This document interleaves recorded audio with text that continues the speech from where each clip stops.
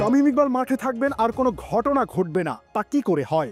এবারও ঘটনা ও বিতর্কের কেন্দ্রবিন্দুতে তিনি বিতর্কিত এক রান আউটের সাথে জড়িয়ে থাকলো তামিম ইকবালের নাম। যদিও এখানে দায়টা তামিমের চেয়ে বেশি তার সঙ্গী ডেভিড মালানের। হঠাৎ লাফিয়ে ওঠা বল কাভারে ঠেলে দিয়ে এক রান নিতে চেয়েছিলেন, কলটা মালানেরই ছিল।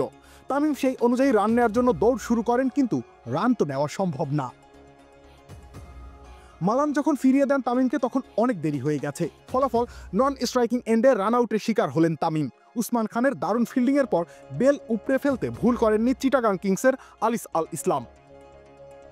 মালান তখনই সরি বলে দেন তামিমকে, যদিও লাভ হয়নি। ক্ষোভ আর মুখ ভরা বিরক্তি নিয়ে ফিরে যান সাজঘরে, কিন্তু ঘটনার রেশ এখানেই শেষ হয়নি। ম্যাজিক হার্বাল টুথপেস্ট দূর করে দুর্গন্ধ সৃষ্টিকারী দাঁতের সমস্যা। ইয়েস, দেখাও তোমার ম্যাজিক।